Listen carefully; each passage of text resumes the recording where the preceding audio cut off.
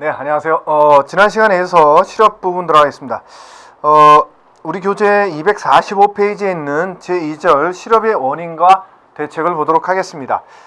지난 시간에 그 각 실업에 대한 각각의 실업에 대해서 그 대책은 논의했었기 때문에 사실은 지금 나오는 것보다 지난 시간에 했던 것처럼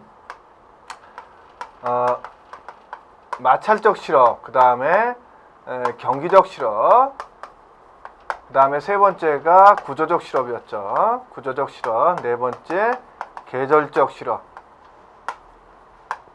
자, 이 실업에 따라서 각각의 개념과 그 다음에 대책을 우리가 배웠었죠. 그래서 마찰적 실업이라는 것은 말 그대로 구인자와 구직자 사이에 그 구인 구직 정보가 원활하게 유통되지 못해서 발생하는 실업이다. 또한 본인에게 적절한 직업을 탐색하는 동안에 발생하는 실업이다. 그래서 그것을 해소하기 위해서는 뭐예요? 구인 구직 정보가 원활하게 유통되면 그만큼 실업 기간을 줄일 수 있다라는 거죠. 그 다음에 경기적 실업이라는 것은 말 그대로 불경기 때 발생하는 거예요. 그러다 보니까 모든 사람들이 긴축 재정을 핀다 그러죠. 가정에서도 그렇고. 그러다 보니까 소비가 위축이 되는 거예요. 소비가 위축이 되다 보니까 생산활동도 위축이 되는 거고, 그로 인해서 기업에서도 생산이 필요 없어지니까 사람들을 많이 해고하는 거죠. 노동 수요가 필요 없어져서 해고하는 거예요. 그래서 수요 부족 실업이라는 표현을 써요. 그 다음에 그러다 보니까 이 경기를 활성화시킬 수 있는 정책을 피는 게 대책으로서 나올 수 있는 거고요. 그 다음에 구조적 실업은 말 그대로 기업이 업종을 변경한다든가 혹은 기계를 도입한다든가 신기술을 도입한다든가 이럴 때 그것에 대해서 근로자들이 따라가지 못해서 발생하는 실업이에요. 그러다 보니까 일자리는 있어요. 일자리는 있어. 다른 지역으로 가든, 제가 그래서 광부 예를 들었던 거잖아요.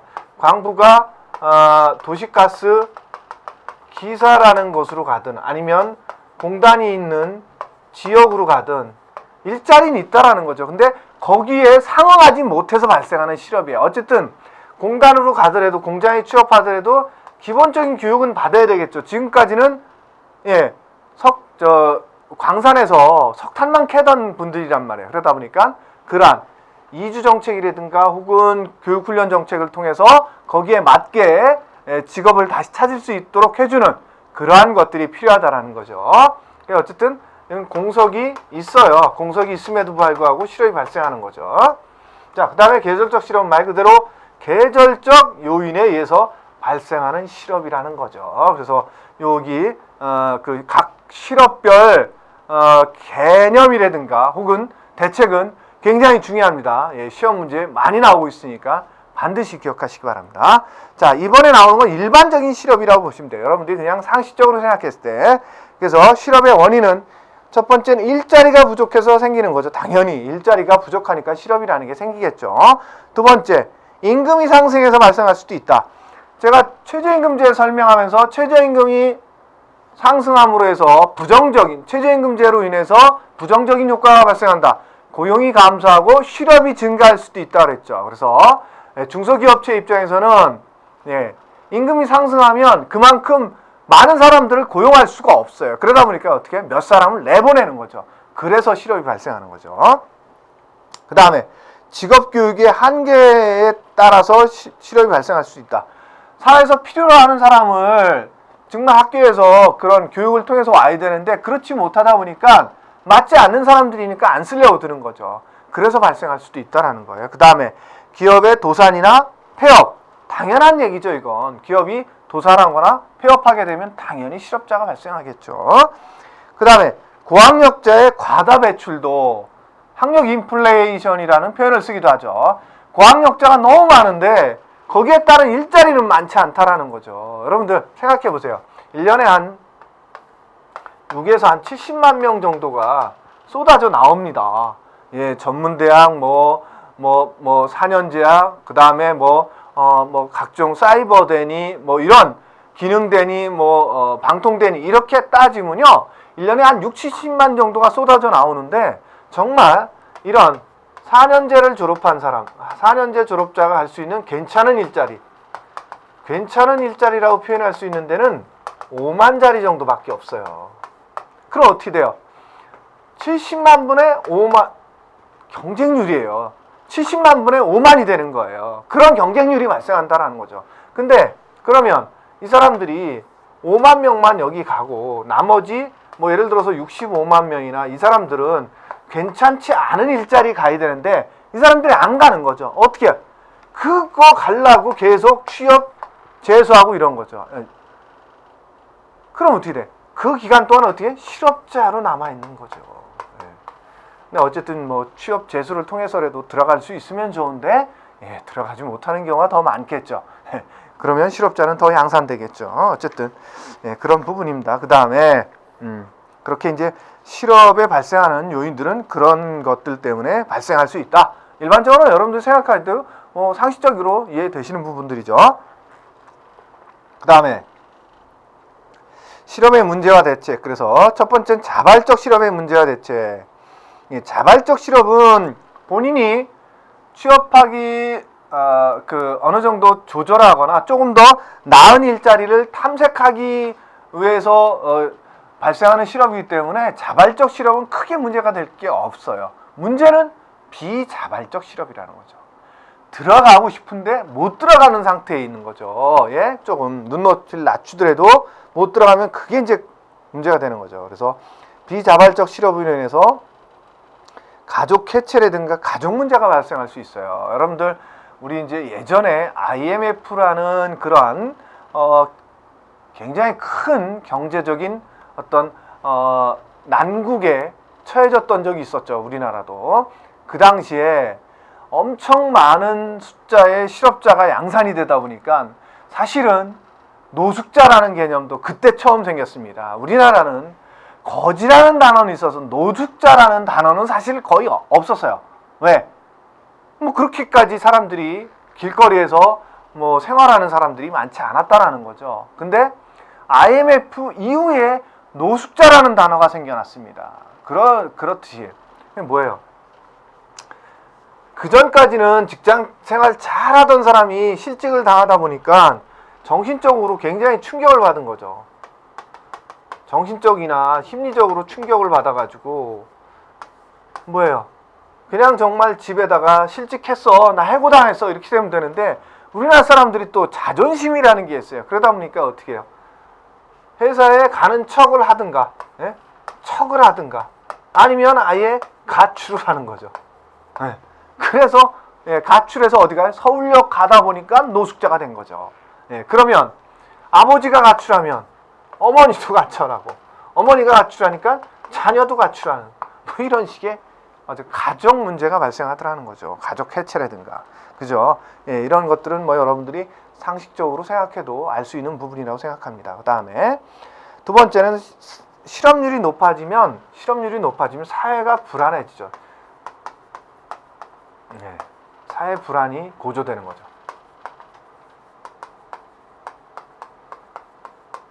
우리는 아직까지는 그 정도까지는 아니지만 뭐 그리스라든가 스페인이라든가 이런 데서 경제 위기가 닥치면서 실업률이 급등하니까 어떻게 돼요? 굉장히 그 사회적으로 불안하고 폭동이 일어나거나 막 이랬던 적도 있었습니다. 어쨌든 실업률이 여러분들이 지금 우리나라는 그래도 젊은 분들이 이제 실업자가 많더라도 어떤 부모에 의지하거나 이러다 보니까 아직까지는 견딜 수 있는데 이게 이제 그렇지 못하면 우리도 큰 문제가 될 수 있습니다. 청년층 실업률이 아주 높은 상황이죠, 우리도. 그 다음에 심리적 충격에 의한 좌절을 겪게 되기도 한다. 좀 전에 제가 말씀드렸잖아요, 그죠? 심리적이나 정신적인 문제로 인해서 척을 하거나, 그죠? 아니면 이게 이제 증상으로 나타나는 경우도 있어요. 그래서 뭐 심하게는 실어증을 한다든가, 혹은 대인공포를 갖게 된다든가, 뭐 등등등 해서 이런 증상으로 나타나는 경우도 있더라는 거죠. 어쨌든 심리적 충격에 의한 좌절을 겪게 되기도 하고 실업으로 인해서 정신적 장애를 겪게 되기도 한다. 증오나 분노, 초조, 무력감, 수치심, 열등감, 죄악감, 불신감 이러한 어떤 증상을 겪게 되기도 한다라는 거죠.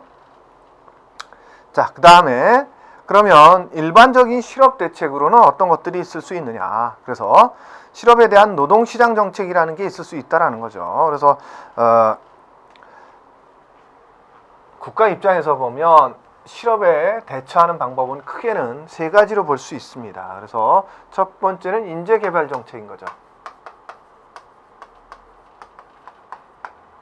예, 두 번째는 직업 안정책입니다.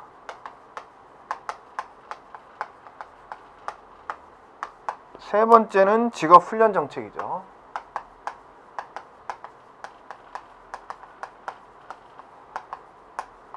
예, 이건 어찌 보면 입직 전에 발생해야 되는 거예요. 입직 전.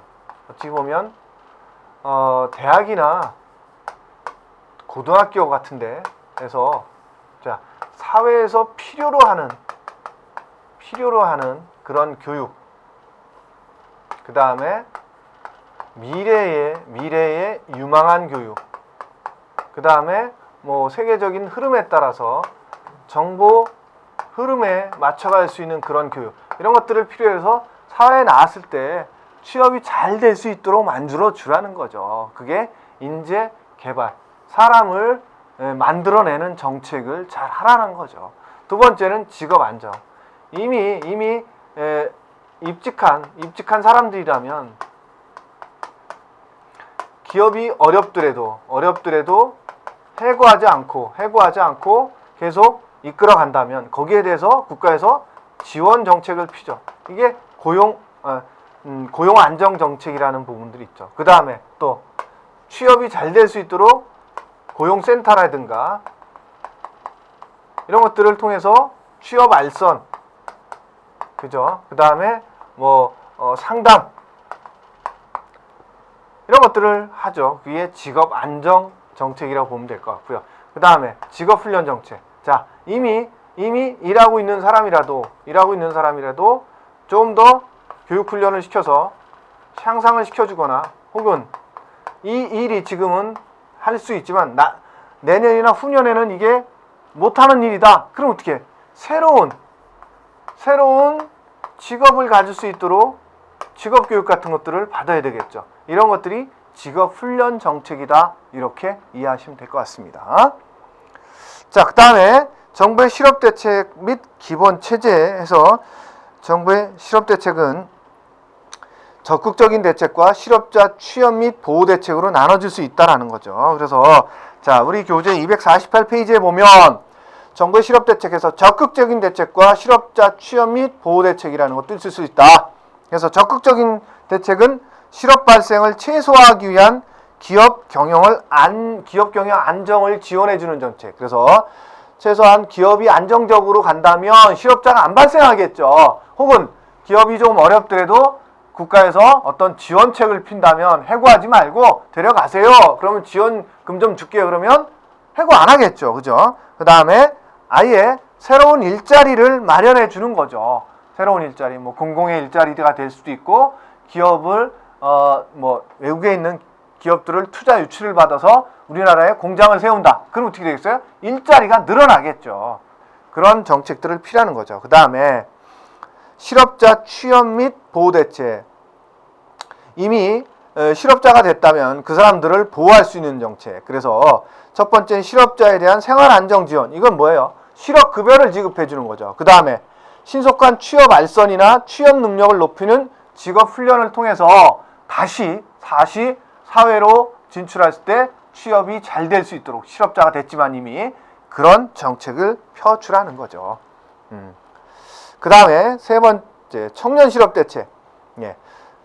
굳이 이거는 제가 설명을 안 드려도 대부분 다 알 수 있는 부분들인데 좀 볼게요. 그래도 자, 첫 번째, 일자리를 창출하라는 거죠.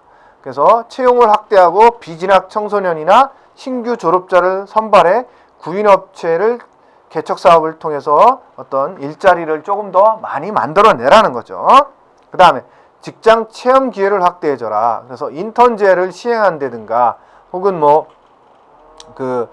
현장 실습을 하게 한다든가, 그래서 직장 체험 기회를 갖게 해서 취업이 훨씬 더 좀 잘 될 수 있도록 그런 정책을 피라는 거고요. 그 다음에 해외 근무 경험도 부여해줘라. 그래서 국제협력단이라든가 코이카라고 뭐 표현할 수 있는 그런데 혹은 뭐 해외 봉사단, 그래서 해외 파견 인력도 늘려봐서 해외에 취업하는 것도 좀 늘려갈 수 있으면 훨씬 나았겠죠.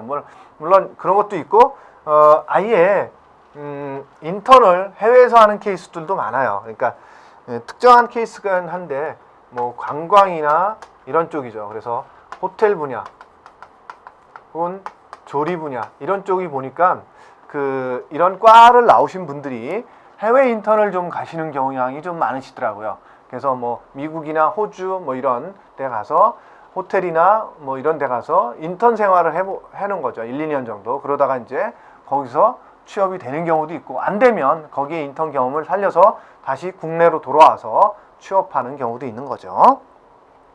그 다음에 민간기업 채용 촉진해서 민간기업에 당연히 이제 채용을 촉진시키는 그러한 정책들을 펴서 일자리가 이제 그러니까 뭐 장기 실업자, 대학을 졸업했는데 장기적으로 실업한 상태에 있는 사람이라든가 혹은 청년 뭐 중소기업 청년 인턴이라든가 이렇게 해서 뭐 기업의 입장에서는 좀 채용자가 늘어나면 거기에 따라서 뭐 지원 정책을 피는 것들, 그런 것들을 통해서 민간기업 채용을 촉진하라는 거고, 그 다음에 직업훈련, 학교에서 배운 거 갖고는 좀 어렵다라면 다시 교육훈련을 시켜서 기업에서 원하는 인재를 기능이나 기술을 습득시켜서 취업이 잘 될 수 있도록 지원해 주라는 거죠.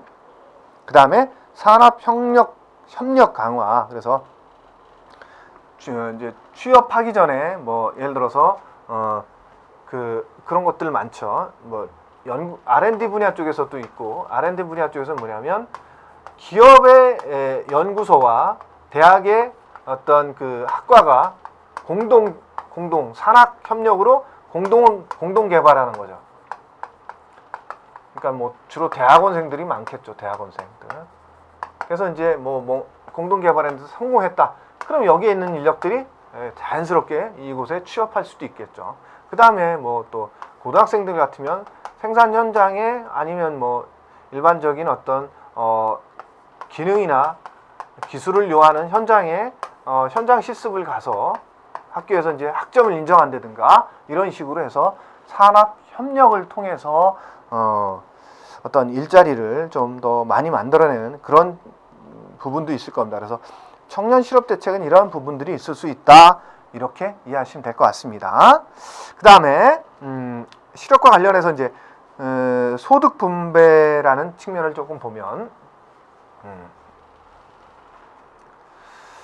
그래서 소득 분배적인 측면에서 보면 첫 번째 보는 게 이제 최저 생계비 측정법으로 보는 것도 있어요.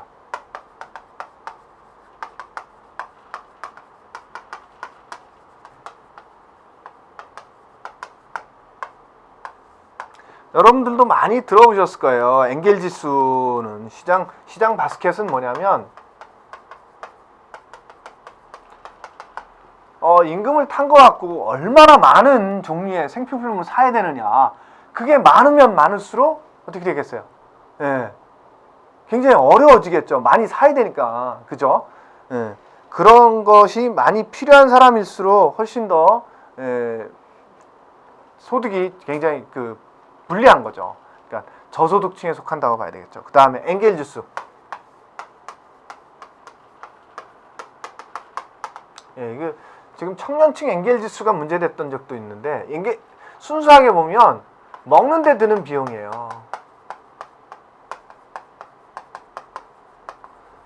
그러니까 이 지수가 높다라는 건 예를 들어서 내가 100만 원을 버는데 뭐 90만 원어치 먹는다. 그러면 이게 나머지 10만 원 갖고 다른 걸 써야 되잖아요. 그죠? 근데 순수하게는 엔겔 지수가 그런 거였는데 지금은 좀 변해서 요즘은 이제 기본적인 생활 있죠.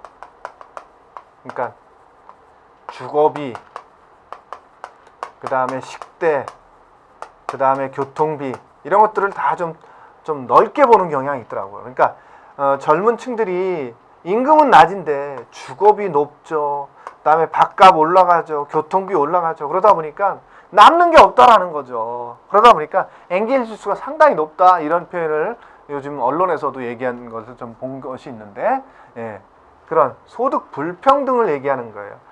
그러면 소득이 예를 들어서 100만 원인 사람이 한 달에 30만 원어치 먹는 것은 30%겠지만 똑같이 예를 들어서 500만 원 버는 사람이 한 70만 원 먹는다. 그러면 먹는 비용으로만 따지면 이게 30% 안 되겠죠?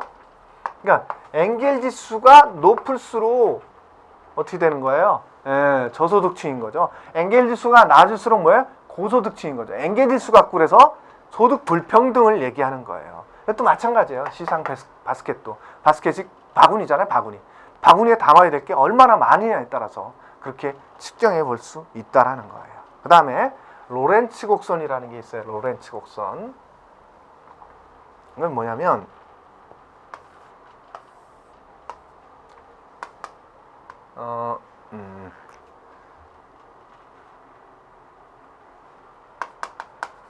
소득 분배, 그 다음에 이거는 가계 비율,